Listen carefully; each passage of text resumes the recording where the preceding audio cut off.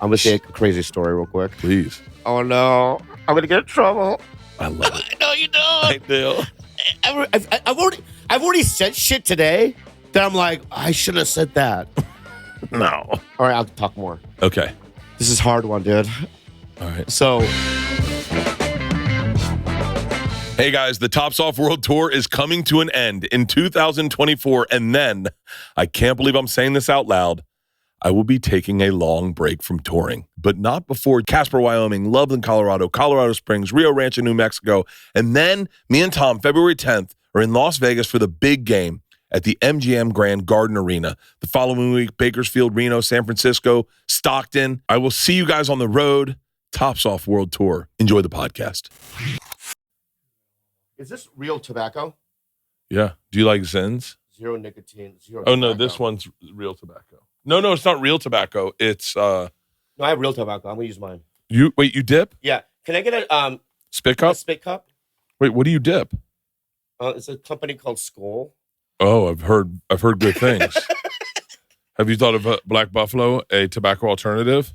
Yeah, but is it is it like a Zin where it's like a? No, it's a tobacco alternative. Okay, I know, but let me try.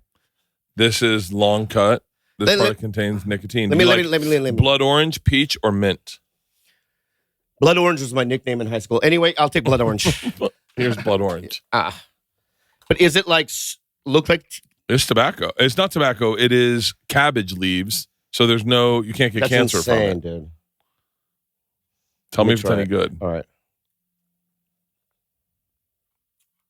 And there's no nicotine. No, there is nicotine. Oh yeah, that's good. I'd be curious to hear your thoughts. It's not the same. It's like it's. Not, I don't like it. Really? It's weird because I feel like I can eat it. I think you can. Yeah. I took a Zen with this guy I'm working on a project with. What? And he took it and did this, Bobby. Really? I go, you just swallow it? You swallow the whole thing. Well, that's a good idea. And he was like, you're not supposed to swallow them? And I was like, really? I was like, no, you're definitely not supposed to swallow them.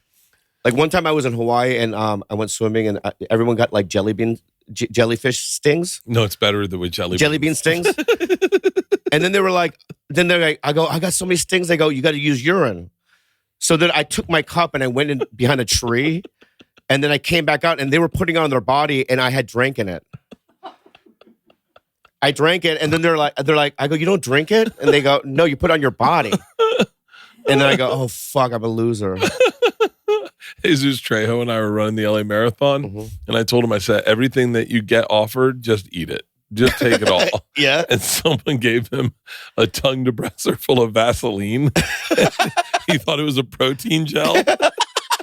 No. Oh, that's so funny. And we were in Silver Lake, and he was going, That's so funny.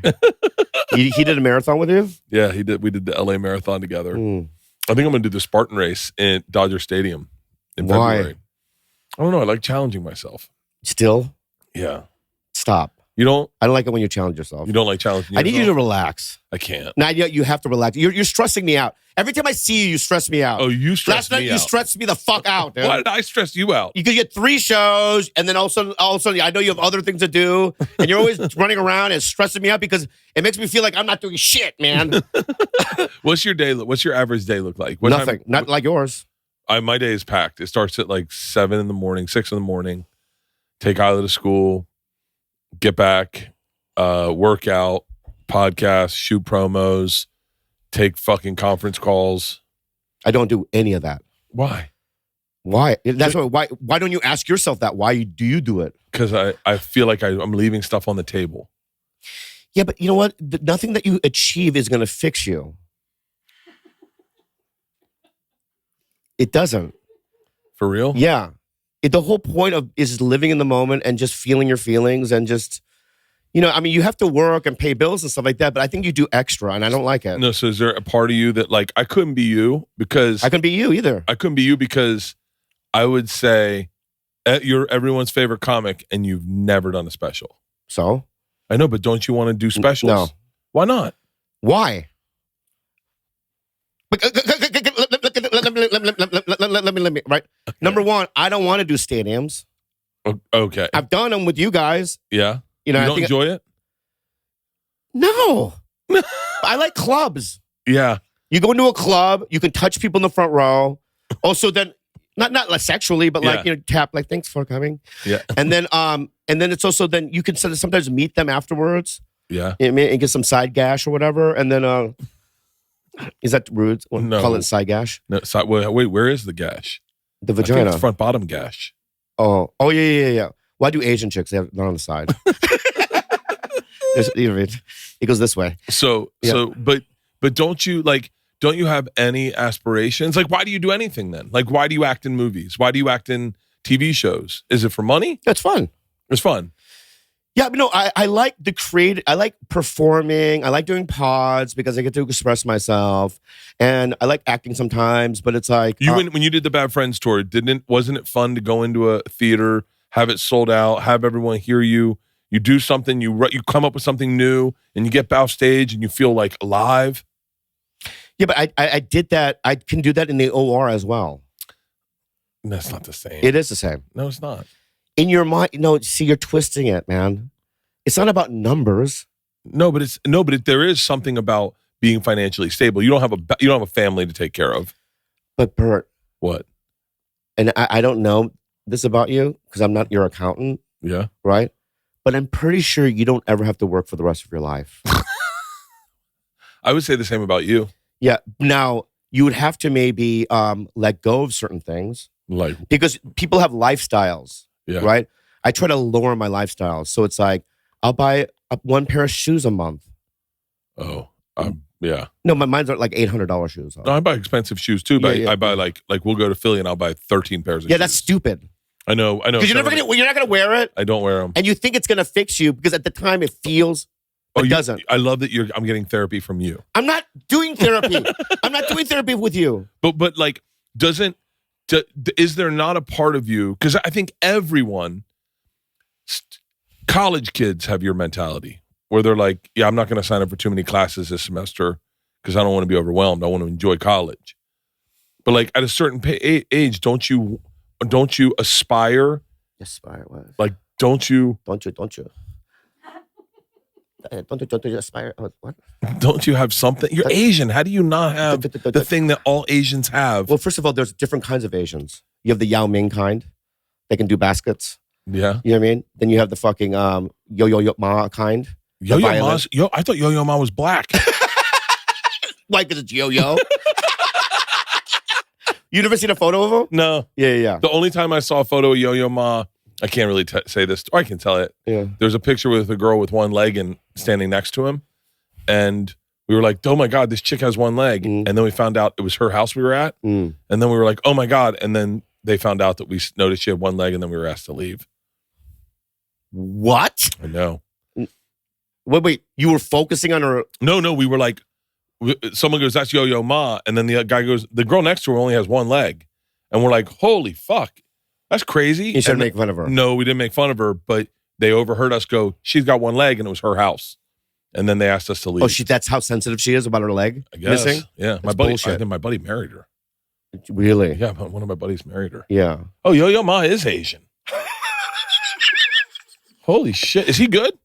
He's one of the best. Like of what, violin? Yeah. But what I'm saying is he's a certain kind of Asian. Meaning he aspires to big stuff. No, he's a musician. Hold on. The two Asians you just named are at the highest level of their fields. But they're different kinds of Asians, what I'm saying. Different countries? No, different countries also, but I'm going to go into... break down Asians but then there's the lazy kind. And that's me. Hold on. Yeah. There's different categories. Bobby. Yeah. Bobby, you just named Yo-Yo Ma. I know, because those are different. I don't know. Two different kinds, but I'm going to go the other way now. Okay, name all the lazy Asians. Well, I don't know. I don't know them by name. Bobby Lee. Yeah. But dude, in San Francisco, I saw one that had like half his head shaven, and he was a street guy. Yeah. And he had a thick Asian accent, and we have those kinds too. You got lazy Asians? Yeah, we have lazy ones. No. Yeah. My point though is this, and I'm going to say something, and you're going to disagree with me, but I think I have it figured out. What is it? Not the meaning of life. Okay. But I think I've always been like this, and it's all pretty much have worked out for me. It has. Well, it's because you're incredibly talented. That's not why. Bullshit. No. I just don't quit. Hold on. Let me explain all the things you have going against you. You're unreliable.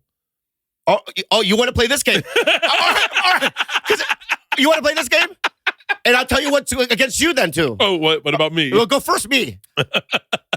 You are flaky. Like at times, you are flaky, Bobby. But I'm sorry. Am I here? I'm actually pretty impressed. I thought you were going to cancel. Are you out of your fucking mind, dude? Bobby. Are you out of your fucking mind? I told you last night. We were at... I know. You said. I go, I'll see you tomorrow. And I was like, nice. All right, he's coming. Oh, my God. This guy's fucking stressing me out right now, dude. You're stressing me out right now, dude. Okay, it's the nicotine. Go ahead. You're just amazingly talented. That's what you have in common with Yo-Yo Ma and Yao Ming. But you aren't, I mean, like, you have to have some sort of drive in you because you do big things. You have Bad Friends, one of the biggest podcasts. The one you have with, do you still do it with, what's her name? You've done it 3 times. You should know the name. Give me a second. No. No, give me a second. It's so rude, dude. Hold on. Tiger Belly. What's her name, though? I know Leanne. I know. Yeah. What is it? Starts with a K. I know it starts with a K. All right. I want to say it's KH. Kayak. Kylie. It's a sport, kayak. All right. Her name is Kalila. I know it's Kalila. I was fucking. I fucking follow Kalila. Yeah, all right. What's her other podcast? It's sports fishing in Hawaii. No. She has another podcast. It's Blood Sisters. No. Blood Sisters. No, it's not called Blood Sisters. Blood Sisters? No. It's Blood called Bath. Trash Tuesday. Trash Tuesday. Yeah. Yeah, I know. Who else is in it? Everyone knows. Who else is in it? Annie and Esther. There we go. Yeah, I know. I'm just bad with like on the top of my head. Right. Like I can't remember. Well, that's the thing I was going to say about you that's negative. What? You drift. I drift. Yeah, I mean. I do. And you're lackadaisical. I'm lackadaisical. Yeah. Like how so? And you meander. I do meander. Yeah. I think about me a lot. That's not good. That's not good. I think about me only. The whole point of life is to get out of yourself and help others. I feel that when I'm sober. Great. When I'm drinking, I think about me all the time. But you don't. I'll tell you why. Why? Because I know so many young guys that are legitimately talented that haven't gotten a shot, and you give them shots, and you change their lives. But not like. No, yeah, you do. Like I'm telling you. that You do. Because I talk to them, and they can't believe it. What's that little fucking stoner head? Smalls.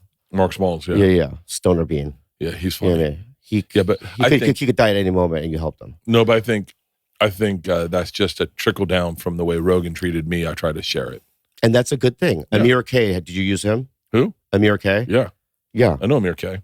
Have you used him? I don't think so. Okay, fuck. I know one. Who? The girl. Yeah. Taylor Thompson. Oh yeah, Taylor Thomas. Yeah. You helped her. I made her career. Yeah. So what I'm saying is that you did, and you get out yourself, and you help others, and that's good. Yeah. But go back to lazy Asians. Okay. Do you think you're lazy? Today's episode is sponsored by Tushy. In the future, people are going to laugh about how we used to leave, what's the right way to say this? Dirty poo-poo in our beeholes all day. Deep down, we all know that using toilet paper alone leaves nasty and smelly bacteria behind in our butts. Tushy has finally made number 2 cleanup more hygienic and better for the environment. You now can have a fresh stream of water, the same water as your sink or shower, to clean your bum after every poop. Tushy's bidets are easy to set up on any toilet.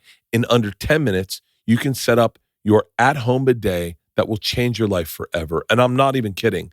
This product is life-changing. And if we're going to be totally honest, it feels pretty good too. I got to be honest with you. Sometimes I just sit down before I work out.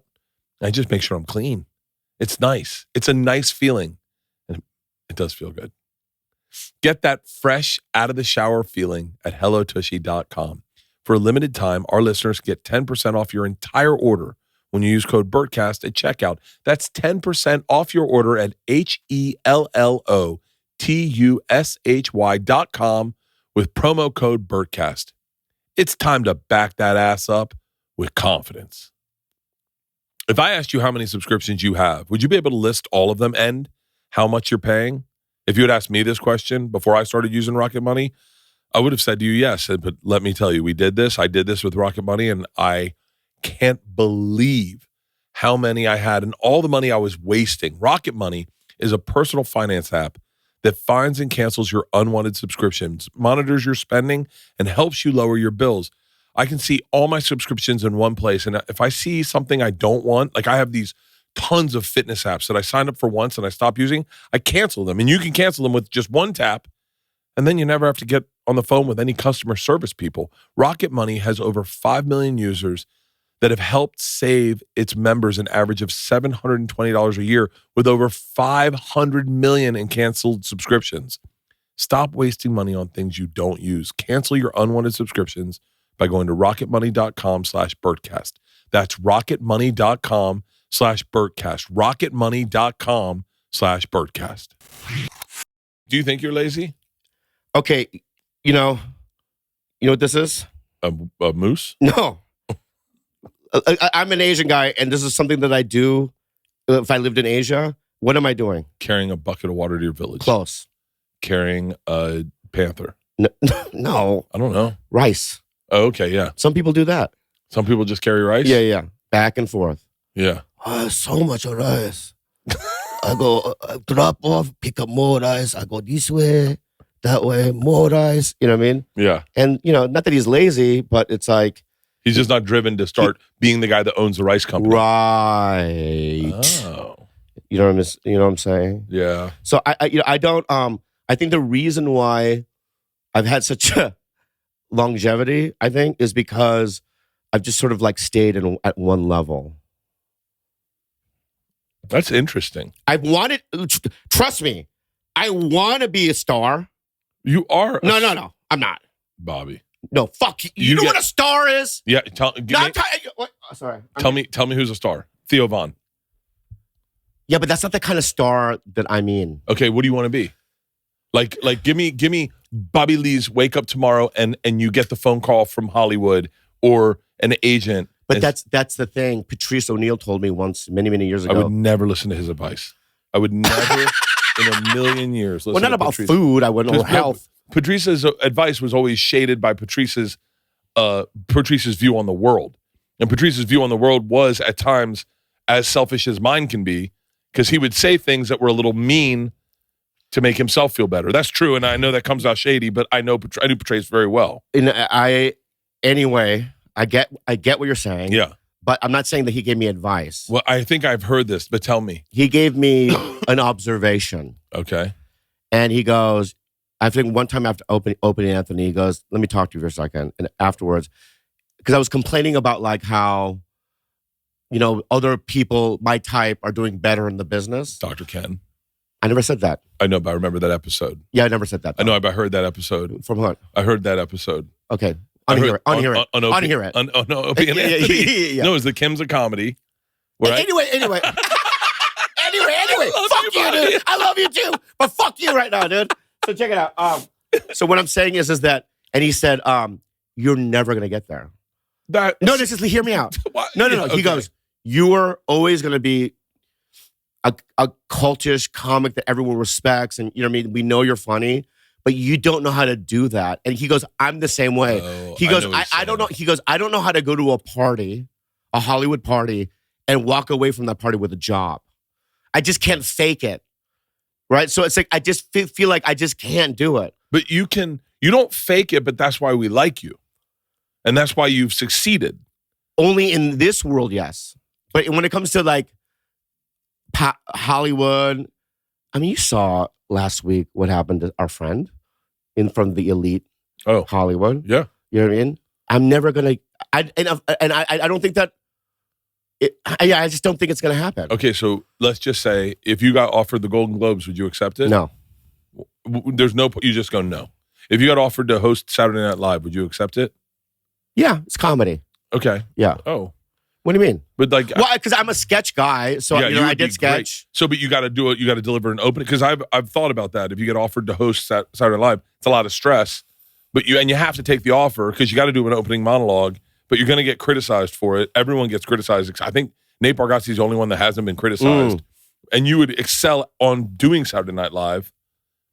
I would try. Yeah. But I think that's the scariest thing I would probably do. I wouldn't do anything else, I don't think, when it comes to hosting and stuff. Correspondence dinner? Never. Would Really? you? Yeah, I have No to. way. You have to. You don't have to do anything. If they offer it to you. See, that's the thing with you fucking silly Billy, dude. You don't even fucking know, dude. You have to. No, you don't. You can say no, and you don't have to But rise. You can't say no out of fear. Yeah, you can. No, because then you're denying yourself opportunities in life. I've been afraid to do a lot of things. A lot of things. You're right. And I've always said yes, even as afraid as I was. I said yes. This is when I'm afraid. That's the good thing I'm going to get. That's when I'll excel and I'll work harder and I'll push forward and I'll be better. And I'm not saying that, like, sure, there's times I failed when I was afraid and I was like, man, I shouldn't have done that. But I think I would have been angry at myself if I didn't try. So what you're saying, in any circumstance, every circumstance that you get offered something, you do it. Yeah. I mean, I think that there's certain parts that I've been offered in movies and stuff where I'm like, this is just not me. Okay. You know what I mean? that And I'm makes like, I don't sense. think it's going to work. But you also have a career to speak of in acting and in doing television where you know your strengths and weaknesses. I've said no to a couple things where I was like, I know I'll just be problematic on that set.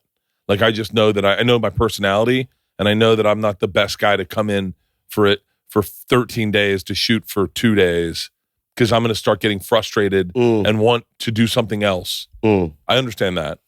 Yeah, but I want to say something about our friend group, though. Okay. And this includes you, Tom, Theo, a lot of you guys, Okay. right? I understand that we developed your franchise. My franchise. You have a franchise, Yeah. right? Yeah. And BertKreischer is a business, right? But, and I don't want to say, but I just know that, you know,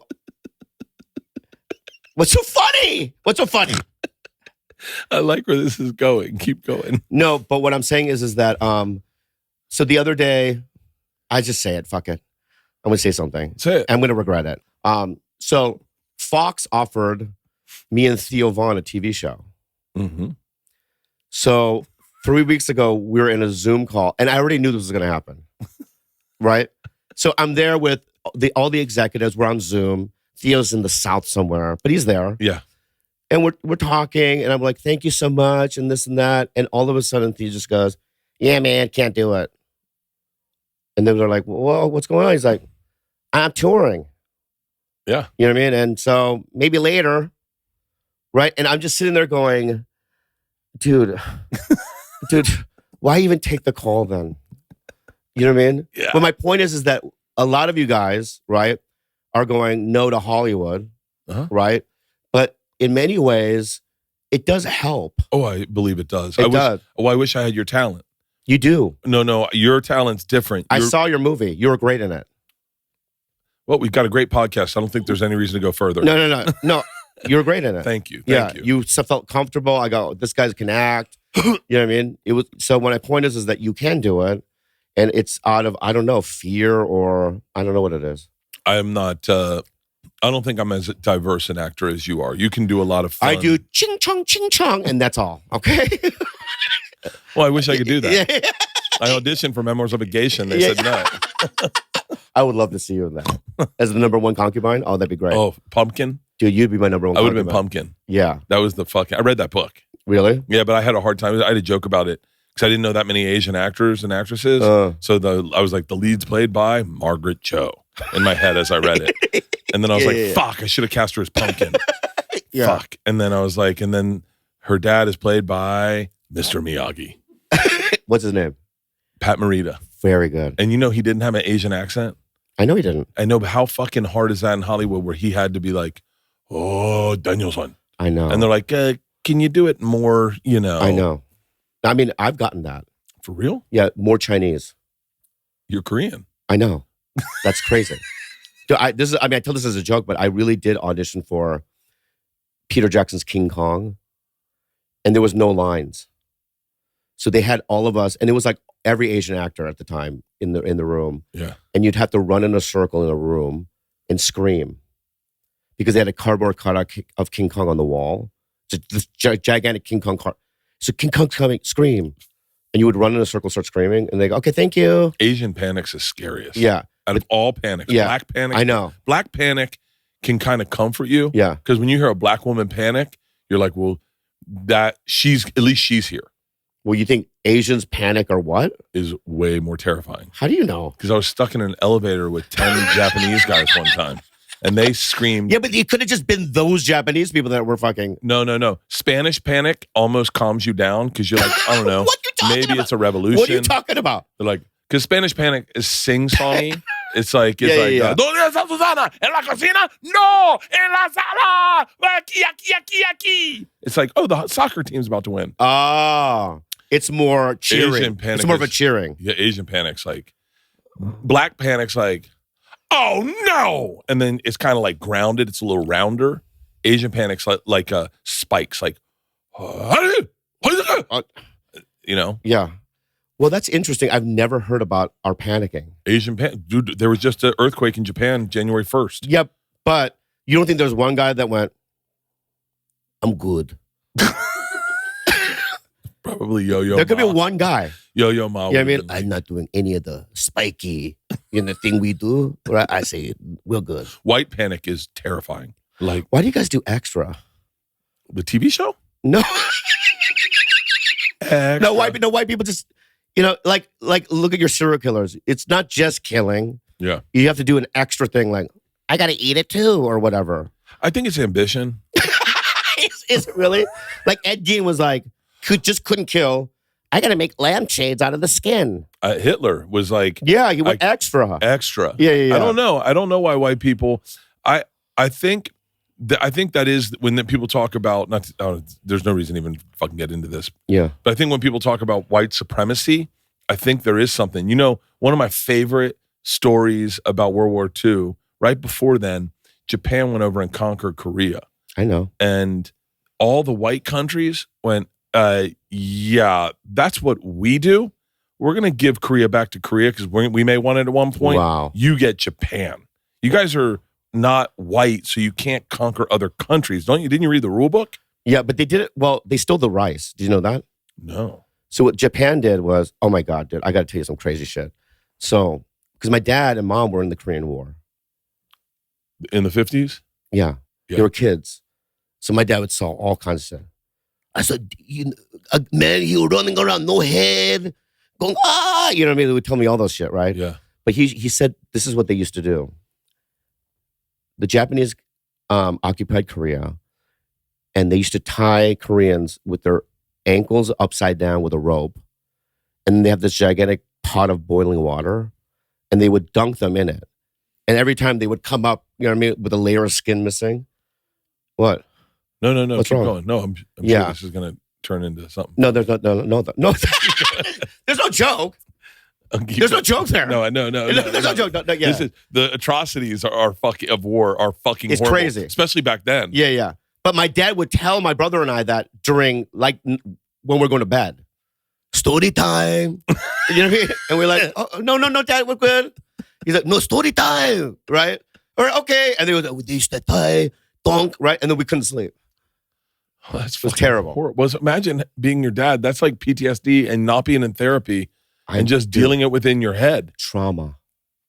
They kind of like, so my mom went through. My mom, dude, you're not gonna believe this. I will. When she was 12, I've talked about this on Bad Friends, but yeah, you don't know.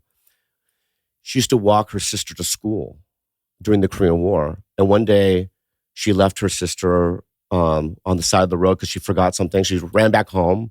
And when she came back, a military truck had run over my aunt. And then, like, her body was split in half. And so then my uncles and my mom and my aunts had to take empty rice bags and pick up the remains of my aunt, who was like 8 or 9, and then bury the, so that's the kind of shit my mom went through, right? Yeah. And then when she came to America, my dad was physically abusive. So she went through trauma after trauma after trauma. And then it comes down to us. Yeah. It's somehow we absorb it. And so it's like I grew up in a violent home. So it's just like, so I'm, I think a lot of reasons why I don't have kids is because I don't want to pass that on to them. But you're the least violent person. I know. I think I went the opposite way. Yeah. You know what I mean? Where I'm really namaste. I think you'd be a great dad. I think maybe because I'm in therapy and I learned all these things, you know what I mean? To stop. I want to stop the cycle. Yeah. But it's like, no one wants to fuck me anyway. Everyone wants to fuck you. You think so? Yeah, I know they do. Oh, thank you. Dude, I like to fuck. When you were dating Kayak, there were other comics, I don't know if you've heard this, that wanted to have sex. Shop tried. Who else? Man, that fucking... You know what bummed me out? What? When we broke up, she would go, look at my Raya likes. And there was 4 guys that have done my podcast that liked her on Raya. How do you feel? I'm trying to think who they are. Oh, I could tell you. I would love to know. I know, but I can't hear. You can't now because that would... I can whisper. I can do this and you can beep it out or whatever. Yeah. You're not going to believe this. Okay. I believe that. You do? Yeah, You'll beep this out? Yeah, of course. If this comes out, I'm fucked. Dude. Don't worry. You're going to fuck me down a river, dude. I swear to God. Are you guys going to fuck me down a river? No, we will not dip you into a boiling pot of water. Oh, yeah. Don't pop me. So, and then, that's us? Yeah, well, yeah, I don't know the guy, but he seems like a guy that's defined by what his dick can bring him. Yeah. Another one, dude? That I did not see And coming. check this out. For real? Yeah, and then he called me and he goes, dude, this is what he said, and I believe him. He goes, I get so little traction on Raya that I just say yes to all of them. I believe that. And I believe that. I believe that. I believed it because he called me as a man, and I believe it. But those are some of the names, and it's like, it's fine. But I also think it's like isn't there, like it's like if you and Leanne, right? Yeah. Got a divorce, and then I swooped in a month later. How would you feel? Who started the divorce? Her? Like Yeah. Yeah, I'd be fucking destroyed. You would destroy it. My kids would be so happy. They would? They'd be like, Bobby's here again. We're playing video games. Yeah. Would you really be mad at me though? I'd be destroyed.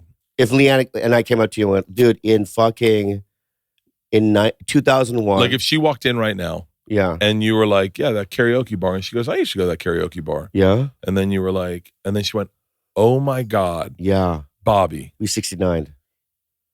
I would know. I don't know if it would bother me as much. I don't think it would. Because I respect you.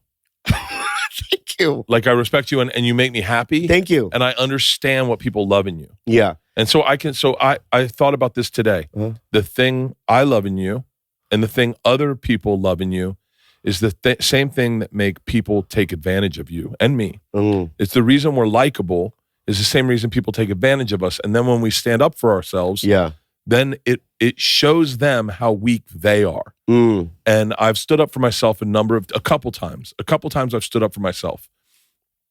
And the look in the person's face is so fucking shocked that they got called out on their shit. Yeah. And and I don't stand up for myself often. I just let it happen and I go, whatever. Yeah. I'm stronger than that. Like people steal material or do things business-wise that are sketchy with me. And then I just have to stand up for myself. It's the reason I'm business partners with Tom, because he is not a predator. He's not. He's not. He's a very honest. He's a sharp shooter. And he's very direct. Yeah, and could I also say this? Yeah. Because I did a show with him in Hawaii. I know. You do? Yeah, I do. Yeah, and afterwards we were sitting there, and I remember, we had food. We had ordered steaks. Yeah. And then they brought the steaks out. This kind of flimsy plastic table. And then we'll just move this to a better table. And Tom goes, we'll just eat right here. It's fine. Yeah. Like, he's not like, a prissy. No. He's still that guy. That who cares? And he's also like, we had a local opener and Tom was so like kind to him and giving him advice because he had never performed in front of that many people. Mm-hmm. And I just realized that, and I think you're the same. You guys are just good dudes, man. Good dudes. I try to be a good dude. I think we're needy though. You and I. I'm very needy. No, you and I have the same kind of neediness. Like what? Like when you take your shirt off. Yeah. Just hear me out. Okay. Don't get angry. Hold on. Don't get angry. I'm not going to get angry. Okay. Because I do the same thing. I know. Yeah. I was about to say. Yeah. No, I was about to that's say. What. Yeah. We're two whores in a whorehouse going. You fuck all of them. I know. And I think we do it for the same reason. It's interesting. I'm curious what your. I think my opinion is this. Okay. Okay. Is just for me. I can't speak for you. Okay. Okay. But for me, I didn't like myself for a long time. I still don't like myself. Oh, I know. Me too. There's a part of hate. There's self-hatred. But it's like, and I also didn't like my body, and I didn't think I was sexy. And well, well, just tell me how far. We'll adjust to you. Oh, okay. Okay, keep going. You didn't like your body. Yeah, and I also didn't like my penis. Yeah, And I've seen it a lot. Yeah, it's nice. I didn't like my penis. Yeah, and I always there was a lot of shame when it comes to when I looked in the mirror, and then when I started comedy, I'm like, fuck that. I'm gonna go contrary action, and I started exposing myself, being vulnerable in that way as well, and by doing that, it made me feel comfortable about my body, and then I realized that women liked it.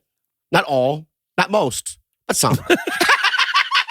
But the some that like it are the ones that I want to be with anyway. Yeah, that's You know what I mean? that's a Stavi thought. Stavy thought, even that, like I met that girl last night, and I said to her, I go, I'm fat. She goes, you're fat, which I liked it. She was very pretty. Yeah, she's pretty, and she goes, I go, oh, you're honest. She goes, yeah, but I think you're sweet, and I think you're a funny guy, And by the way, and I'm attracted to you. And I would definitely greenlight you hooking up with. That was her name. Don't say that out loud. Yeah, because I don't. I don't edit it. Okay. Yeah, just. Yeah. I met her. Cut that out. I met her, and she was extremely sweet. Yeah. Like a good fucking. Okay. Okay. And she was very attractive. Yeah. Thank you. There was a girl I dated, and I dated her, and we were at my parents' house, and we were on the couch together, laying on the couch, and I leaned over to kiss her, and she just went like this, and I was like, Oh no. okay, What? Do it again. Did I do it right? yeah, and I So you came in. So this is your head. Mm-hmm. How far? Lip to lip. Oh, so and she I went kissed her, and she went like this. and closed her mouth shut. Yeah, and I That's went. when you use your tongue and you fucking burrow in. Just lick her lips like I'm trying to Yeah. get Carmex. So then what'd you do? I tried to kiss her again, thinking, okay, well, and then it didn't happen. And then I felt so rejected that I was like, cool. And it's part, I was like, that's who I am. That's what I deserve. I didn't hit on her earlier enough. I thought that it was something that, because I'm not good at the first kiss. Yeah. And we'd gone out on like a couple dates, maybe 6. And then now I tried the kiss. And so I think Too late. I was too late. Way too late. And so I was so humiliated by that I mean, I turned into a version of myself I don't like, where I was over performative to compensate for how I felt. Mm. And so like the next morning, my parents were there, and I was like trying to be funny, and my dad could see something was off. Yeah. And my dad was like, my sister, everyone saw something was off. Yeah. And then I had to go to an event with my parents that night, and I was so it was, I don't know, man. But I've been there a lot. I've been there more than you'd think. Yeah. This is before, way back in the day. Way before Leanne. Yeah. It was right when I started stand up. Wow. Yeah. And it hurt. And well, yeah, and that's why I honestly have I haven't kissed as much as you'd think. Come on. Probably 1,000 times, no? No, not even remotely. Okay, how many girls have you kissed in your life? I remember my first kiss was Marie. That was like the best kiss ever, because I didn't expect it. Yeah. She kissed me, and then I thought all girls would kiss me. And then, I don't know, say maybe in high school, like 10? No, maybe 8.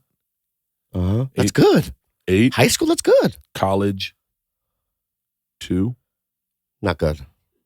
Not how many? 4 years? 6.5. Not good.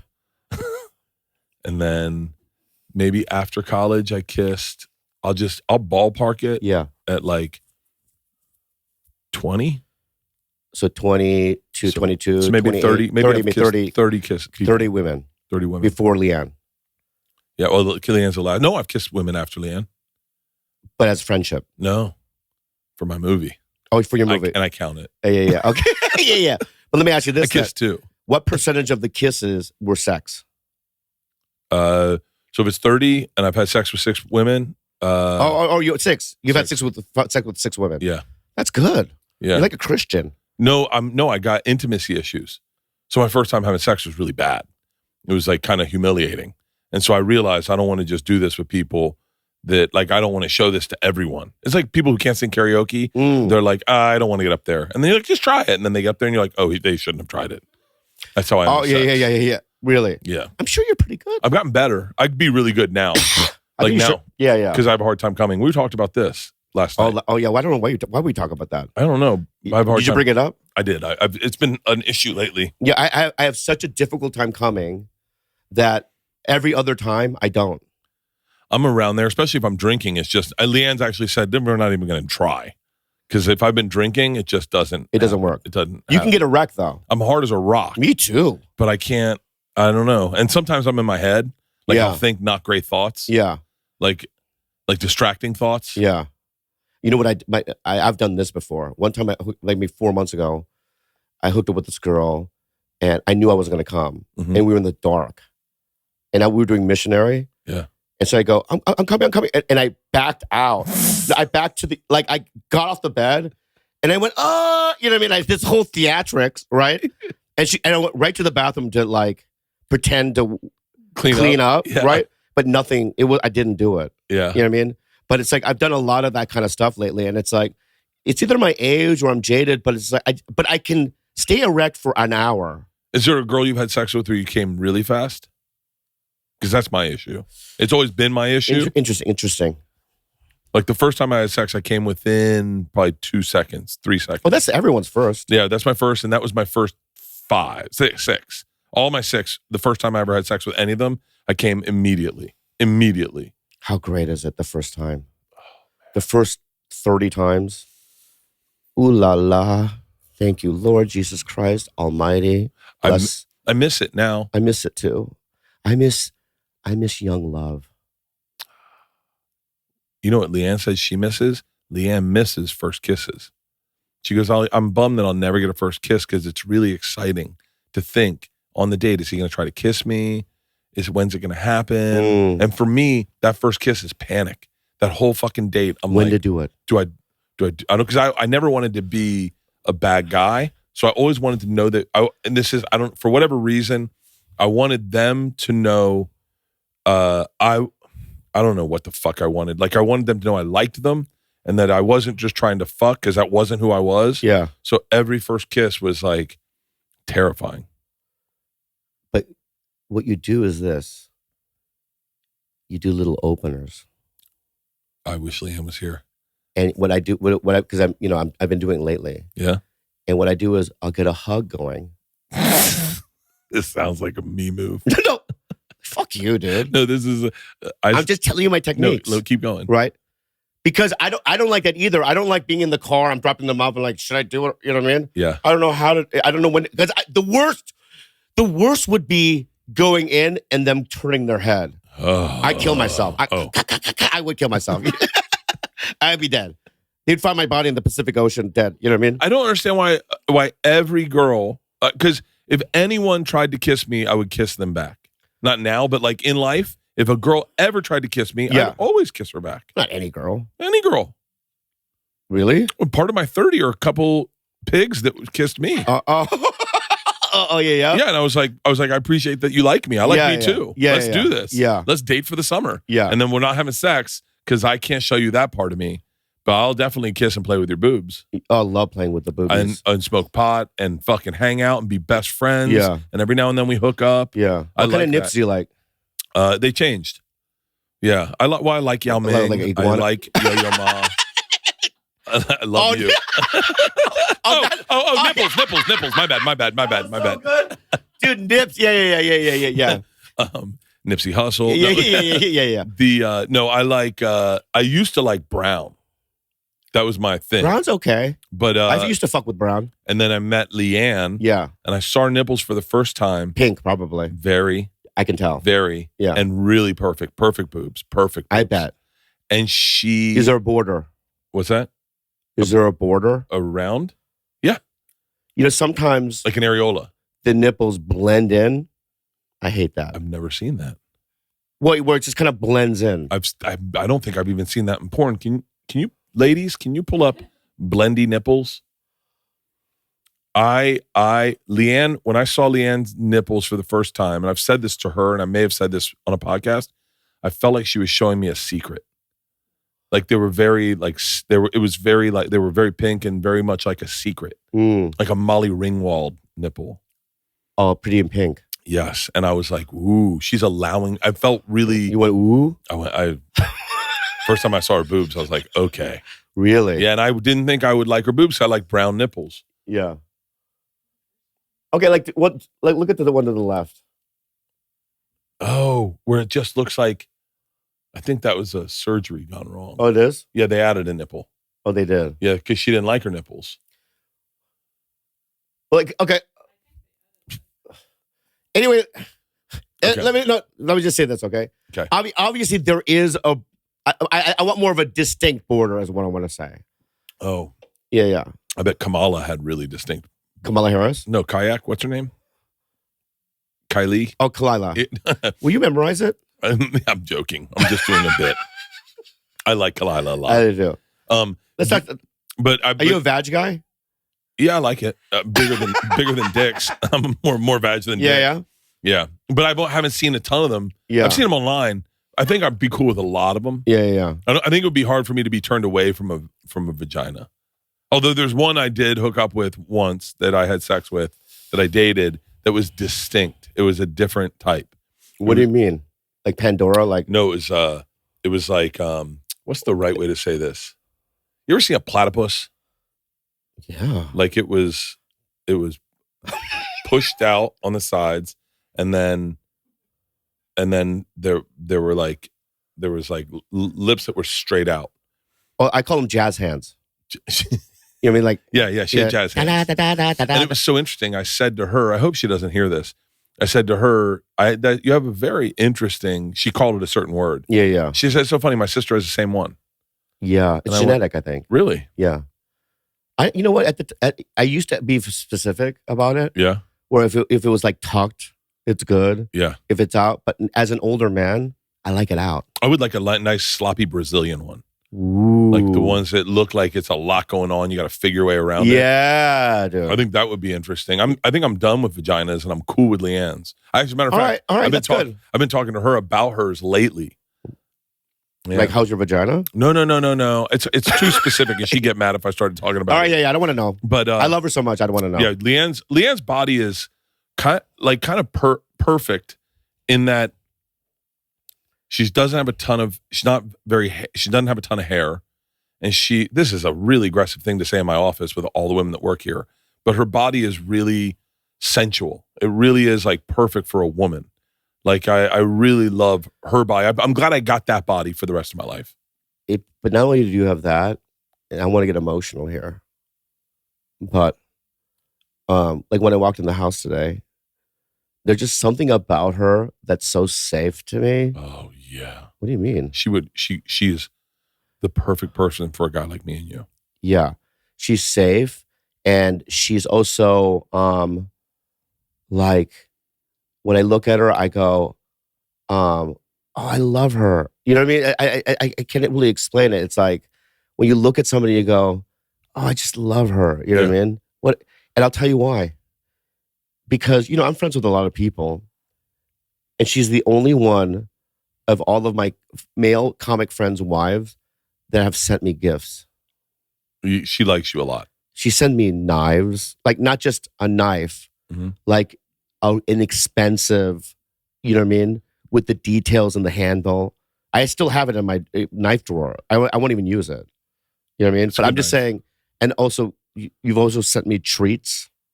You know what I mean? Yeah. Like high class pralines, stuff like that. That's Leanne. That's the way her brain. Great. She shows her love by taking care of people. It's unbelievable. Yeah. Yeah. She'd be perfect for a guy like me. She really is perfect for guys like us because she understands our brains. She understands what makes us tick. She understands that we're artists and that we're a little complicated. And she understands that that's not her, but she just goes, I'm not gonna tweak it. I'm gonna let it be, let it blossom, and I'm gonna give it all the food it needs to blossom. When you see artists, What do you mean? This show is sponsored by BetterHelp. Around New Year's, we get obsessed with how to change ourselves instead of just expanding on what we are already doing right. Maybe you finally organize that one part of your space. That, for me, was my closet. And you're tackling another space that is next to my bed. Or maybe you're taking your supplements every morning like I do, and now you want to actually start eating breakfast too. Therapy helps you find your strengths so you can ditch the extreme resolutions and make changes that really stick. I am telling you right now, I've talked about it on all my podcasts. This year is about health for me. And it's about finding out what I'm doing right and how to add to it. One of the things I talked to my therapist about was, it was real simple. I said, I want to eat cleaner. And so we listed all the clean foods I already eat, like just me and him. It was fun. I love avocados. I have avocados every morning. I can eat an avocado as a treat, and you know I love treats. But I sat with my therapist and we talked about all this, and it helped me quantify exactly what I was already doing right and how to expand on those things. If you're thinking about starting therapy, give BetterHelp a try. It's entirely online, designed to be convenient, flexible, and suited to your schedule. Just fill out a brief questionnaire to get matched with a licensed therapist, and you can switch therapists at any time for no additional charge. Celebrate the progress you've already made. Visit BetterHelp.com/Bert today to get 10% off your first month. That's BetterHelp, HELP.com/Bert. This show is sponsored by DraftKings. DraftKings Sportsbook, an official betting partner of the NFL playoffs, brings you an offer that will help make the playoffs electrifying. New customers can bet $5 on any game and get $200 instantly in bonus bets. Download the DraftKings Sportsbook app now. Use code BertCast, and new customers can bet just $5, get $200 instantly in bonus bets, only on DraftKings Sportsbook with code BertCast. The crown is yours.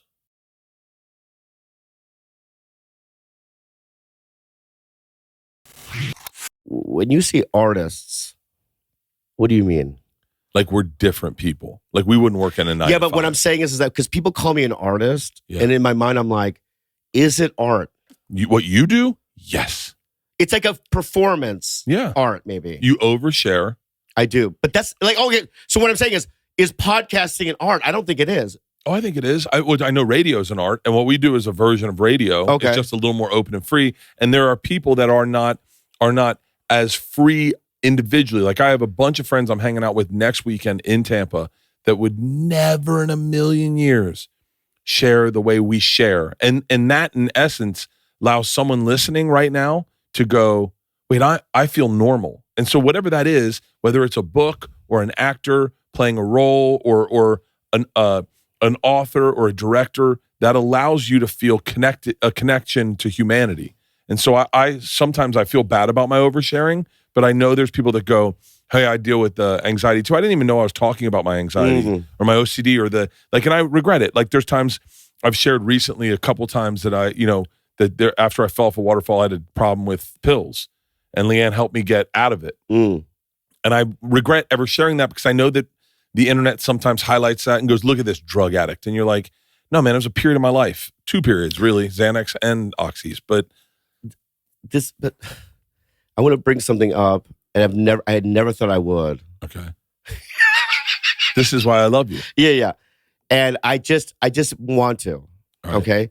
And I don't want you to be offended by what I'm bringing up. All right. Okay. Do you realize how hard it is to offend me? I know. But this is personal. All right. Okay. Okay. So let me ask you a direct question. All right. Okay. Do you think you're an alcoholic? No. Okay.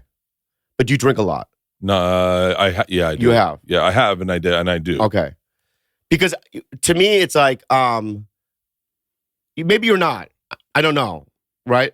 But when I look at you, sometimes I go, he is. Mm-hmm. You know what I mean? And it's like, so you think that you don't ever think you have a problem with it, and you want to get sober? No. Good. Interesting. Yeah. Very interesting. No, I don't take offense to that question. I get asked it a lot. Yeah. A lot of people think I'm an alcoholic, but I think I'll tell you who doesn't is Leanne. Yeah. And my kids. Okay. And so, like, they're the people that are closest to me and know me the best. But then at times, those 3 people have shown concern about my lifestyle. At times, they were like, when we got off Fully Loaded, I think all of them collectively were like, you're grinding way too hard. Yeah. and you're working at a level that's not healthy. You're eating everything. You're smoking cigars 2 a night. Which is a lot for me. And drinking, whenever anyone says, should we drink? You're not saying, I'm taking today off. It was always like, yeah. And a lot of times I was the one going, guys, let's get after it. Come on. We're in fucking New Hampshire. This is what they just added a second show. Come on. Who's staying up with me? Yeah. And so, but I think, I read or I listened to Matthew Perry's book on audio, and he talked about his addiction. Yeah, I know. And I don't have what he had. Like I don't need to stay drinking when no one else is. And I don't need to drink in the mornings to write the boat. Yeah, obviously I'm not a doctor. Yeah. Also, but you've been around the program long enough. But I know enough to, I can't diagnose anybody, and I just don't know what I don't know. You know what I mean? Yeah. I'm just asking through just an outside observation at times, not all the time. At times I think I've gotten too far east, and I've partied too hard, but I think alcoholism. I think there's different people that deal with it different ways. There are people that can't control it. Okay, and they change their personalities. There are highly functional alcoholics who are very successful. And there are times where I thought about you, right? That like Bert Kreischer is an alcoholic, but he's so highly functional. He has his shit together. It's not destroying his life. Yeah. You know what I mean? But it does for a lot of people. One day it does, and you think it's not gonna. Right. So what I'm saying to you is that, and I believe you. You know what I mean? And only you can diagnose yourself. Yeah. But I also, as a friend, I want to say, I think I've never said this before because, you're a star. No, just hear me out. Okay. Fucking hear me out, right? Okay. You're a star. People know you, and I don't want to like cross boundaries with people. You know what I mean? But I think we're at a point now where I consider you a friend, and I have to, just go. I have to say this: if you ever think that it's out of control, you can always call me. Yeah, I know. I think you told me that one time face to face. I think I have to. Yeah, but I just, you told me, you said, would you ever want to go to a meeting with me? And I was like, no. Okay, and that was great. Yeah. Yeah, but I'm just saying that I would always be there for you. I think what I think's interesting about the diagnosis of alcoholism in Hollywood is I don't know the right way to say this. I had a teacher one time that told us everyone was gay. And I was like, in the back, I was like, I'm definitely not gay. Yeah. And she was like, you are. Everyone is. There's a spectrum. And this is 1995, before that whole spectrum of gayness happened. Yeah. And I remember going like, well, she's gay. So is she just putting it on me? And I remember all my friends were like, we're not gay. And we were like, yeah, I know friends that don't live in Hollywood that live the way I live, that they party and they drink, and they drink a lot. And I think alcoholism in Hollywood and New York maybe is, I don't know. I think there's a hypersensitivity to it, and so many people are in recovery that people like see themselves in you, and then, and I'll say it, and I hope this doesn't offend you, but I'll say this: I think sometimes people in recovery, it makes them feel good to identify other people's problems and go, that's not what I'm doing. I know, but I think it's happened. It's happened to me. But that's not what I'm doing. But it's happened to me. That literally is not what I'm doing. Okay. Yeah. I believe you, I said. Yeah. Okay. I think that you're a little gay. I think there's a percentage of that's highly gay. I'm probably more gay than I was in college. No, I think you've always been gay. A little bit. A little gay. How many percentage of gay do you think you are? I'd rather be gay than an alcoholic. Oh, yeah. But what percentage gay do you think you are? Be honest.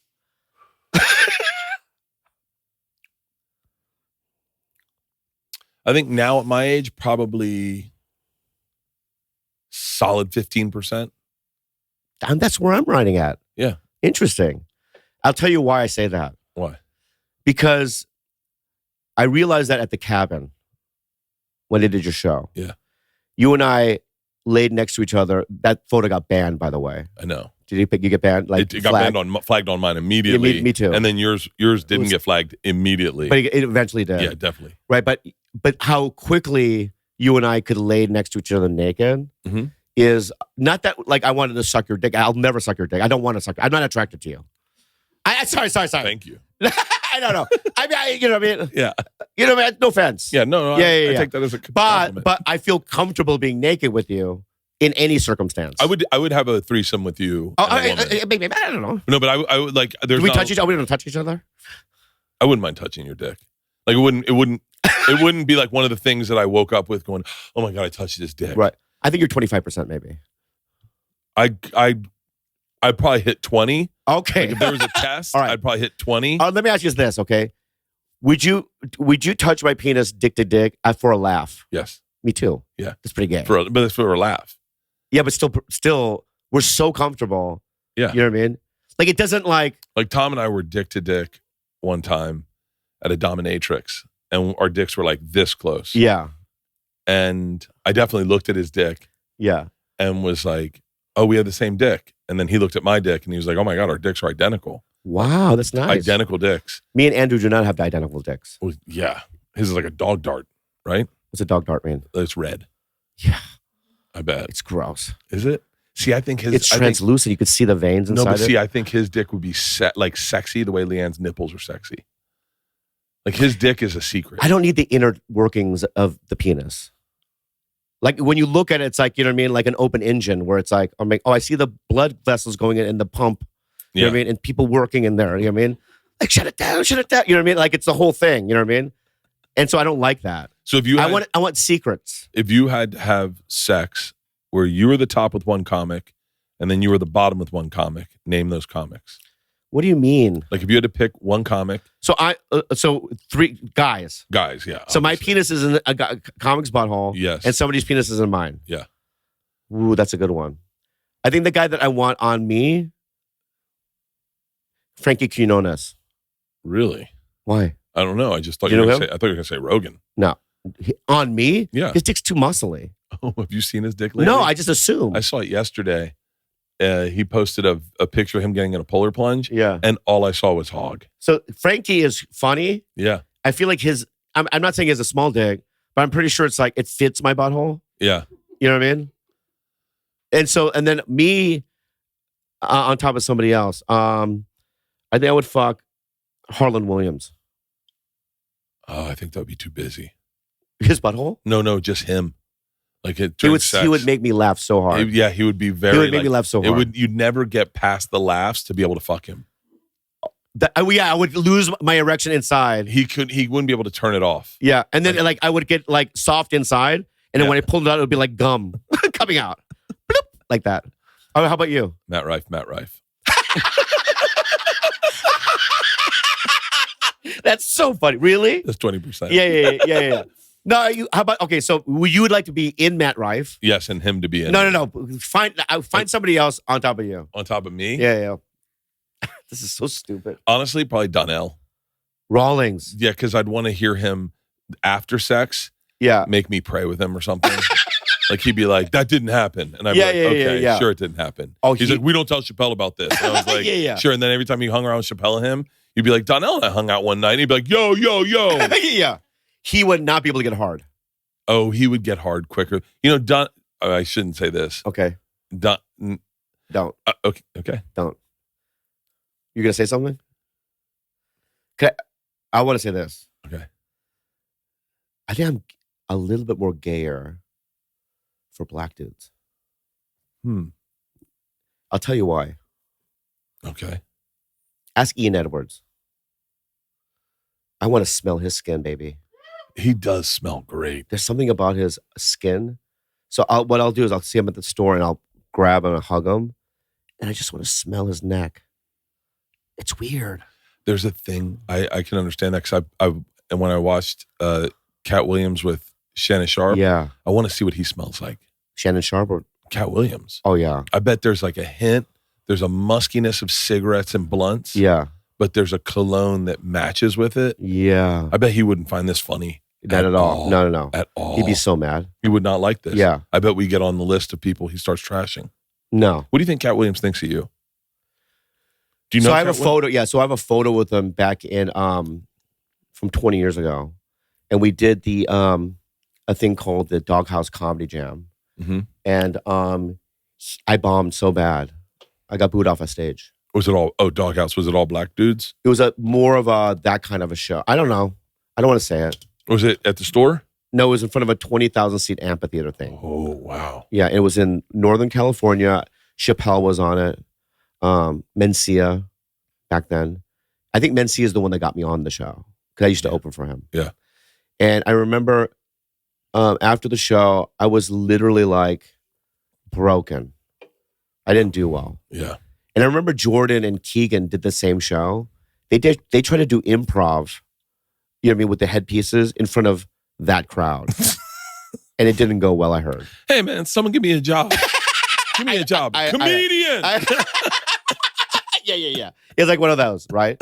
It was a hard room. But I remember afterwards, Kat was the only one that wanted to talk to me and stuff.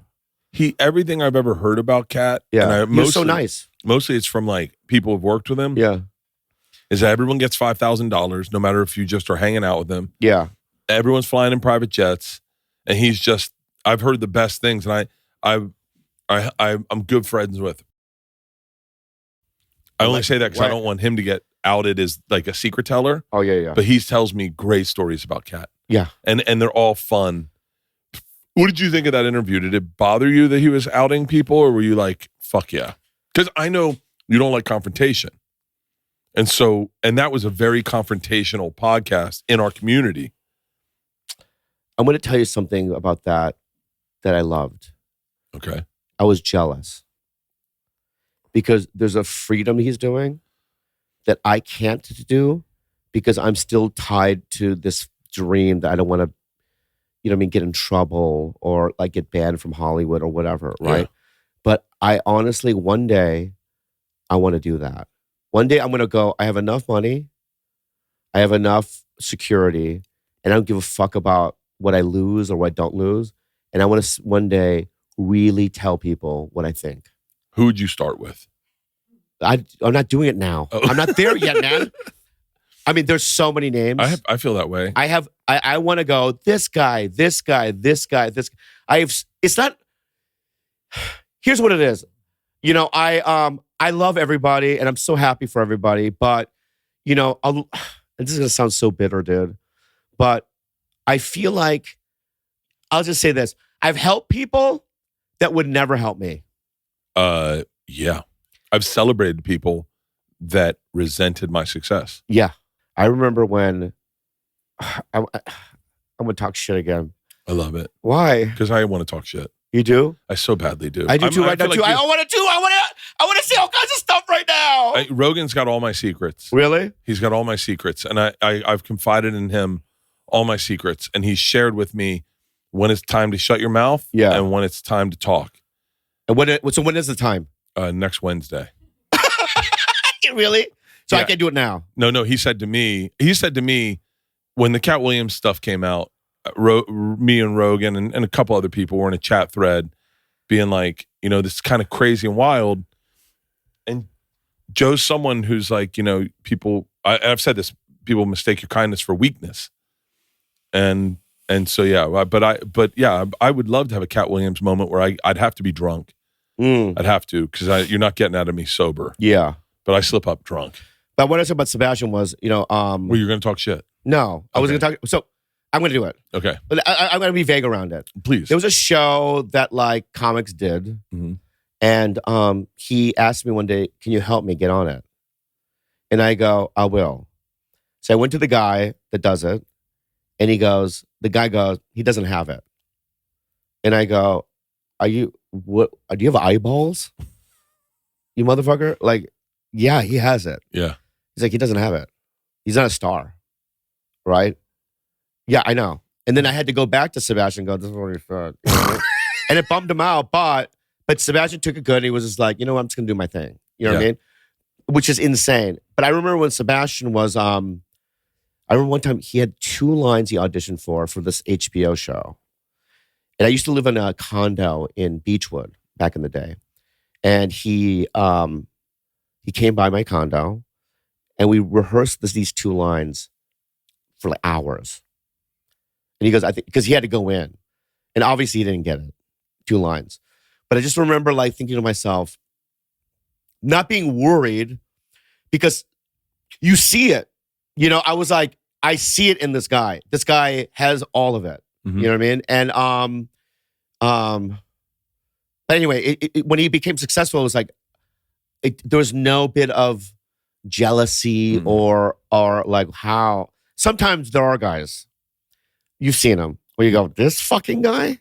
There's been a couple. Yeah. But with him, there's been a couple never. where I sat in the back and I go, yeah. And I don't want to talk too much shit, but there are guys that are truly original. And then I see people doing derivations of what was truly original. And that happened. I would see that at the store a lot. Like one person would be really inspired and maybe not that successful. I'll tell you a name. Is it good or bad? Good. But if I say him, then everyone can figure out who does a version of him.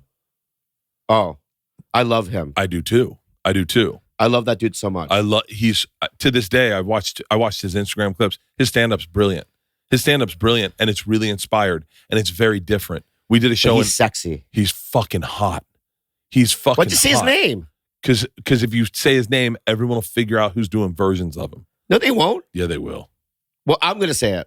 Okay. Dove Davidoff. Yeah, he's great. He's sexy. He's fucking hot. And he's the nicest guy. I love him so much. Anyway, move on. And he's wild. He's wild on stage. Yeah. And he thinks smart. Yeah. And he's a different dude. He's not, I would argue Dove Davidoff is not your traditional stand-up. He is a dude with a brilliant mind who happens to do stand-up. Yeah. And he's someone who, when we talk about ambition and do you want to do arenas, I think he's someone very cool doing just spots at the Cellar. Yeah. And just fucking... I'm going to say a crazy story real quick. Please. Oh, no. I'm going to get in trouble. I love it. No, you don't. I do. I've already said shit today that I'm like, I shouldn't have said that. No. Yes, I have. No. Have I said anything? All right, I'll talk more. Okay. So this is a hard one, dude. All right. So, and this is when Ari was going through things. This is a very house that would love to hear this story. Okay. I'm trying desperately. Yeah. I'm trying desperately. And me and Ari are so good right now. Ari's one of my closest friends, and I'm trying desperately to get him and Leanne to make up, and it will never. It's still not. Well, he tried to drug you. I know. But let's move on. Well, he punched you and shit in your car. Yeah. So there's things we forgive about Ari that for whatever reason we see the good in him. Yeah, I see the good. So one day, this is when Natasha left him. Yeah. And she was sitting in the outside of the store, and he walked up and he threw a glass of water in her face. Mm-hmm. Like, get out of here. And Dove didn't know him, Davidoff. But Dove got up from his chair, grabbed him. What the fuck? You know what I mean? Like, really stood up for Natasha. You know what I mean? And I knew that he didn't know Ari that well, Natasha that well. He's a New York guy, right? Yeah. But there was like this fucking, it reminded me of what's that sexy English gang show? Peaky Blinders. Yeah, Peaky Blinders. God damn it. Yeah. Great It was reference. like a Peaky Blinders. Dove Davidoff has that vibe. He's got Peaky that vibe. vibes. Dude. He's so peaky. So I've known Dove probably longer than he's known me. Yeah. Because I was working the door when he was coming in and doing spots. Uh-huh. And he would just casually be just sharing a story. And I was like, this guy's the real deal. Like, he's the real deal. And it's like, I mean this, and I apologize if I'm misspeaking on Dove's behalf. He's a guy that inherited like 3 blocks in lower Manhattan that was a junkyard, but also a mansion that David Lee Roth lived in that was his tenant. And he was taking boxing classes before anyone started doing boxing because Rogan did it. Like he just was like, I want to be a boxer. Like, he was just doing, like, you see people in this business see success, and what they do is they go, I'm going to do all the things that those successful people do, and then maybe that'll start a conversation with that successful person, and then I can be like, oh, I just started jujitsu, Joe. Tell me some tips. You know, like you're like, just do it if you want to do it. And Dove's someone who's always done things he's wanted to do because Dove wanted to do them. Yeah. Yeah. And what I love about it, let me ask you something. I'm sure you have an opinion about this. Please. I do. How are you with elitism? I thought you had a stroke. I don't think can I do that over again? Yes. Yeah. I gotta do that over again. It was so dramatic, and I couldn't even say it right. That was embarrassing. Sorry. I'm gonna lean forward again. All right. No, I gotta do it over again. That sucked, dude. Can I have another shot? Yep. Do it again. How do you feel about this? What's that? Elitism. I don't think I understand the question. Oh fuck. What's elitism mean? There's a comedy group, right? Oh, okay. I can answer. Okay, this. they're a comedy group. They're more Ivy League. All right. They're in a bubble. I love them all, right? But I just have a sense, and it could be in my own head, okay, that they look down on me. All right, I'll say their names. I'll say their names. I feel like when I perform, they're like, look at what he's resorting to. I know who you're talking about. A group of people? I know what you're talking about because I feel the same way sometimes. Like there's a group of comics yes, that I think are brilliant. That I think I love. That I think probably look at me and like I a get gutter on ball. stage and they go, I'm getting out of here. They walk out of the room. I imagine they do. I do too. They have to. I see them do it. I've never seen them do it, but I'm I certain walk on they do. stage in the OR and I see them all leave. Yeah. I haven't seen them leave, but like they leave, dude. There's people they leave for you. There's people I respect, yeah, where I love, and I watch their videos with Leanne, and then I go, how fucking funny is this guy? I'll say names. No, don't say names. I'll say names. Why not? Because we love them, and then all they can do is text us and go, hey man, I love you too. Oh, I don't think I can say names, but you try, and then maybe I'll say names too. So there's two groups of elitisms. So there's crossover elitisms, like John Mulaney, Nick Kroll, guys like that, where they're in a group that all, and I'm by the way, I'm friends with all of them. But their fans are elite too. I don't know. Mulaney's, I guess, are. Nick Kroll's, I guess, are. Their fans look down on me as well, I think. I can't help but like what they do. So, and I understand that they probably don't like what I do, but I can't help that. And so I have to give up. That's right. I can't help it. You're right. I have no control over it. I have no control over it. And then there's guys that I think are elite, like Neil Brennan. Yeah. But that aren't. That like, and so then that's my misconception of like Neil. Last night I had a joke, the dumbest joke about Leanne's tits smelling. Yeah. And I was like, I was a little embarrassed that I said it. And I was like, it was a good riff. It was about menopause and tits sweating and bras smelling. Yeah. And I was like, it's fucking just dumb. Yeah. And then Neil came and he's like, I like that joke. There's a couple tags. And I was like, in my head, this is how my brain works. I go, well, if Neil liked it, that's a really good joke. That's it. True. Yeah. 100% true. But those guys are. He's like Morpheus. He lives in both. He does. Yeah, and I think Mulaney does too. I do too. I think Mulaney lives on both sides. Kind guy. Very kind. Yeah. Very, very kind. But I think John, I really think he's brilliant. But here's how I know his fans. So when John went to rehab, right, I tweeted, geez, I went to rehab 4 times and no one said shit about me, right? I had a joke about John. Yeah, too. and then there was John 1,000 too. comments going, you're nothing like him, dude. He's a star. You're a fucking gutter. Yeah, like I read 1,000 shit. Like, you know what I mean? Like, yeah. Don't even, what the fuck are you talking about? You're a loser. Yeah. Right? And I was like reading this shit going, oh, fuck, I shouldn't have done that. You know what I mean? I told a joke about him on Red Rocks when he left his wife and started dating Olivia Munn. I was like, I love that everyone feels so sensitive to John. I go, I'm fucking the same chick for 20 years. She doesn't look like, I go, like I would love, you don't think I'd love to fucking go to rehab, get high on coke, sell Rolexes and fuck Olivia Munn? Yeah. But no one's applauding me. Yeah. But I think John straddles the fence because I think John Mulaney is there's no way he can't find you fucking hilarious. Yeah, I don't know that for a fact. All I know is that. But let me redefine the groups of elitism. Okay, so good. I put John, Nick Kroll, that kind of New York SNL group of guys that are really smart, all went to really Ivy League schools. They know big words that I don't know. Yeah, me too. Like that's why John did so good at the correspondence, or what? Not the correspondence center, but like he did the night before Joe at the Golden Globes. Wow. He did the like governor's ball. Wow. And he murdered. Wow. And I watched it with Leanne, and I was like, dude, he's great. So fucking talented. He's so talented, that guy. But I think he crosses over because he is a traditional stand-up. Nick and him, and they're all kind of still traditional stand-ups, and they do I stand-up. saw Nick the other night. He gave me a big hug. I love him so much. I'm so excited to see him. But what I'm saying is that one day I was with Spade. Yeah. And I love Spade. Yeah. He's like us. He's like us. Yeah. And we're having sushi. And I hope David Spade's like, hold on, I'm a little more like Mulaney. I know. He's a star. Yeah. But, and I remember him, he goes, can you give me a ride to Sarah Silverman's party? Okay. And I dropped him off. And he goes, you want to come up? I go, no. Yeah. There's no way. I would say that I wasn't invited. I just feel like if I went up there, they'd be like, who the fuck is this guy? And I just didn't do it. But I'll tell you, can I tell you who we are?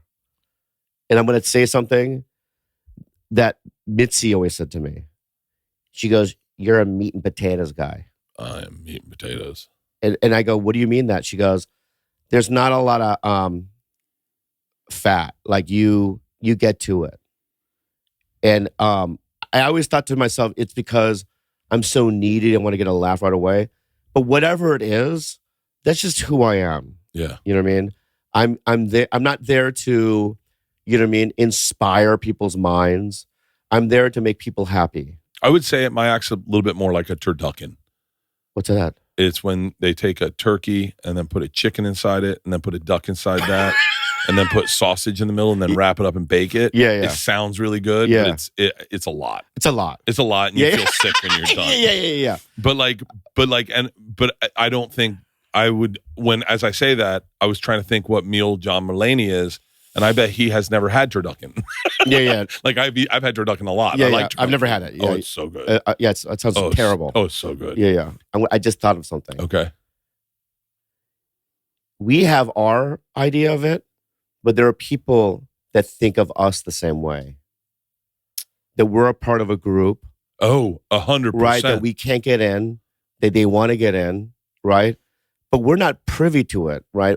I don't think that. I don't think that either. Yeah, and but I'm you're right. sure it's the case. I guarantee you there's people that see my lifestyle on social media and go, I want to get in that. Or do you remember, like I remember, and you're not aware when it's happening to you. I remember Shane Gillis told me this, and I apologize, Shane, if I'm saying something you told me drunk. But I remember Shane Gillis told me he was watching us, like Sober October guys on Rogan, and he was like, man, because he didn't know Tom and Ari at the time, and he knew me kinda, but he was like, man, I'm fuck those guys. I'm funny too. I'd put me on that podcast. Like he looked at it like, I wish I could get into that group, but they're fuck those guys. That's how his brain was thinking. Once again, Shane, I apologize if I'm oversharing something you told me drunk. But then I remember that happened to me with the Chelsea Handler group. When Chelsea, I should have fucking lifted my shirt off. Yeah. That's okay. Okay. I don't care. Okay. I don't know Chelsea. We love her. I don't know Chelsea, but I do love her. I love her. Yeah. But when she was doing that show, I reached out because I wanted to be on that show. Same with At Midnight. I always wanted to be on At Midnight. You never did At Midnight? No, they wouldn't let me. How? I think they looked at my act and they're like, what's he going to do? Take his shirt off? I'm going to say this to you right now. All right? I'm not going to say elitism right now. Okay. Okay. What I want to say this, okay, is we're children that cut out the middleman.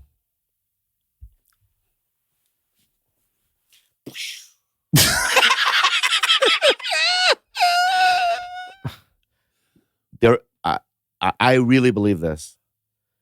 There have been gatekeepers in Hollywood. There have been. All right. And I don't care what the fuck they say. I don't give a fuck, dude. They don't like me. I tried. I fucking tried. Yeah. I tried. I try to track things. You know what I mean? Yeah. Like fucking Crazy Cuckoo, Asians, whatever that movie, right? Whatever that movie is, right? Crazy Cuckoos, right? Because everyone was saying, well, if you want something, you should track projects, right? So I tracked, somebody bought it, right? Okay, so they're not in casting yet, you know what I mean? And I tracked it all the way through. And then when I go, they go, no, we don't want you. Yeah. Right? So I go, oh, okay, I understand, right? But so those are the gatekeepers, right? Because I know my value. I know I kill it. Yeah. I can kill it. Yeah. You know You what I do mean? all the time. Yeah, and You're very tough to follow. but it's not just in stand-up. In acting. In every area, I'm very confident in what I do.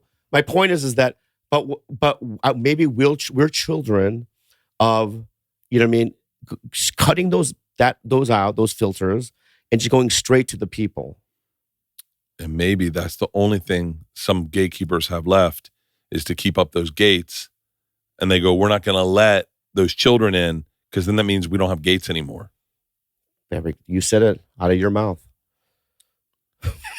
Yeah, I've tried to get on a lot of things that they just said no. No. And they were say like, no. And then the first person. Because for me, when they said, you know, at midnight. I tried a lot. Those are people, right? 2 guys, 1 guy. No, I know. Yeah. You don't know fuckface. Fuckface, you don't know. Okay? I mean, but you tried. Yeah. You know what I mean? But you know what I mean? Where there's a will, there's a way. I had to get famous to get put on stuff. But like Rogan put me on his show. Yeah. And I'm sure there were people that looked at that. I know I've heard comics trash Joe and his friends, but they're just trashing what they see as a different gate. That's a gate too, huh? It is a gate. Can I tell you something? Mm-hmm. I'm just going all completely in a complete circle now. Yeah. Okay. I'm glad there's gatekeepers. I am too now. I am. Because I just realized. I didn't do it at midnight. I know. I just realized this whole thing that I too am a gatekeeper. I became one. Yeah. Without even, you know what I mean? Your podcast, Tiger Belly, is a huge fucking podcast. It's okay. But my point is. It's a huge podcast. Yeah. But you break comics. Yeah. But what I'm saying is because there is a lot of guys, and I have to tell them to their face. And it sucks, dude. Mm-hmm. And I have to look at them and I go, bro, I think you're so good, right? But unfortunately, the internet and podcasts works with algorithms, and it's like there's just certain people they're going to track and get an audience, and some people aren't. It has nothing to do with talent and your ability, right? It's just that right now, I just can't do it. See, my gate for the podcasts are different than say like Fully Loaded, because my gate for the podcast, I just have to be interested in you. And okay. I will say that I had Matt Rife and Trevor Wallace on, 2 comics that at the time were not massively huge names. And I would say both of them at the time didn't get tremendous numbers, but I did find both of them very fascinating. Okay, that's good. I did find them really interesting. Yeah. And I wanted to talk to them. But Fully Loaded, you can't. Well, I wish I had given, there's people I just find really funny, like, and I mean this out of total respect, but like Ralph Barbosa, I thought was brilliant. And he was definitely blowing up. He really was blowing up. I love that kid. But he was not where he is today. Right. Today, I couldn't get him to do Fully Loaded next year. He's just way too busy, and it doesn't make sense to him financially. Right. And so I totally get him having to say no to me. I would understand that. But like at the time we sent the offer, I remember him being like, this is so fun. And I remember hearing him say that and thinking, you're so talented. Like he's so talented that like everyone was watching his set and then going up to him with tags. Yeah. And that's when you know you're really talented, when everyone's coming up with you like, dude, you know what's great about you is that, and I'm watching all the really guys blowing up, all following him and watching him. And I was like, I remember him saying, I want to do this every year. And I was like, I didn't say this out loud because I think we were all on mushrooms, but I was like, I can't get you next year. You don't know that yet, but I know that already. Oh, wow. Like I know that you said that out loud. I said that to Shane Gillis. I think I said it the first time he did Fully Loaded. I remember like, he was like, this is a blast. I want to do this next year. And I remember, I don't think I said it out loud because I did have him for like a date, but I was like, you're going to a stratosphere. I'm not in. Wow. Yeah. It's funny because when you talk about gatekeeping, I think that's why we all kind of enjoyed the Cat podcast, because it's gates we don't, it's a different set of gates.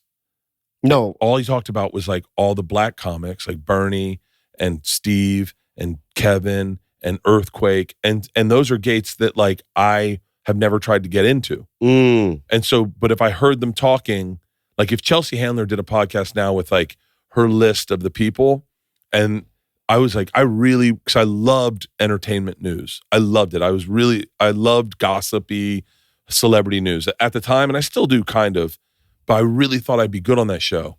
And it was a tough show to do. Really? I did like 40 of them. They were so hard for me. Really? They're almost, I appreciate Chelsea for, she had an open door policy with me. Mm-hmm. And I really appreciate, at the time, that's all I had. Literally, that was the only thing that I was doing. Yeah. And, but I have to say, it's not this. That you have a window of opportunity to say your jokes. I remember one time, I think it was Annie Letterman. Yeah, I know. And so this is how the show goes. Topic comes up, everyone has a joke.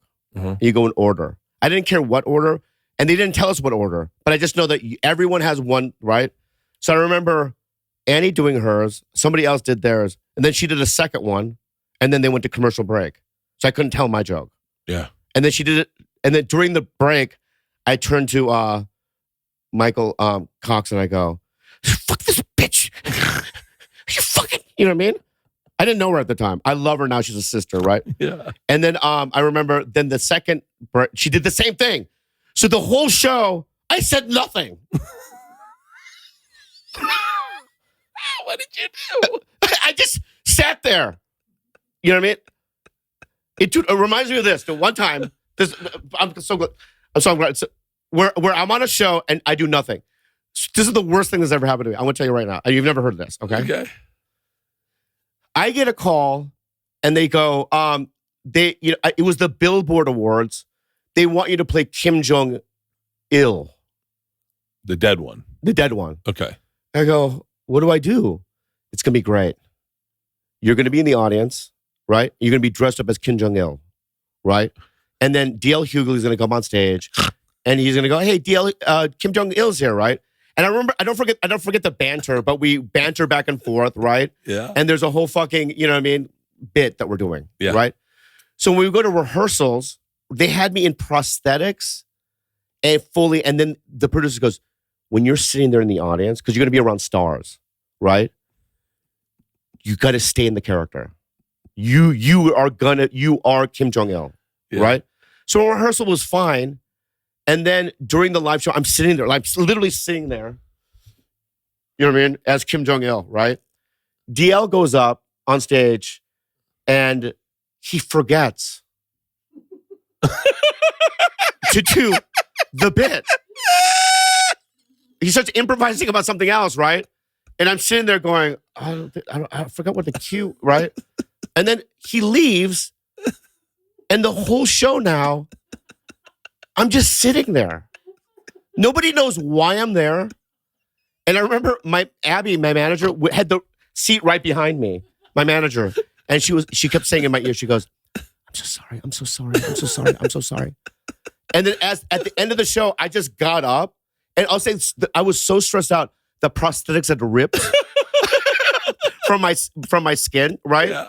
And I remember being so livid. But that's what happened at that Chelsea where I was in the whole show just sitting there. Yeah. You know what I mean? I love that there must have been a couple people going, who the fuck is that? And nobody even knew. Yeah, and also nobody even knew at the time who I really was, really. You know what I mean? They're just, why, like in their mind, they're like, why is that guy sitting there the whole time? No bit, you know what I mean? No video, nothing. It was fucking terrible, dude. And then another thing that happened, same award show, a year later, they go, we're sorry about the Kim Jong-il. And I go, it's okay. We want you to do another thing. This is even worse. So I go, what is it? You come to Vegas. We know you love Star Trek. There's a bit with you and William Shatner. And I go, really? They go, yeah. You're playing poker next to each other. There's another guy that we have as an actor too, but it's like a 2 and 1 thing. So I fly to Vegas, and I'm sitting there at rehearsals at a poker table. Shatner comes in and goes, "You're out, you're out." And then somebody could come and goes, "All right, stand up," because he wanted to do it on his own. I just remember getting back on a plane, going, "What the fuck? What the fuck was that?" I gotta go, man. It's too long. This is a great conversation, though. Thank you. I loved it. I had a great time talking to you. I love you so much, and we're. It's a secret, but we're doing stuff together soon. Yeah. If you show up, it'll be cool. It's already done. It's already done. The plane ticket, everything's done. Yeah, I know. So don't say that. No, I know. It's happening. You want a secret? Give me a secret. I can't tell you a secret. Thanks for having me on. And I'll see you soon. Bye. I love you, Bobby.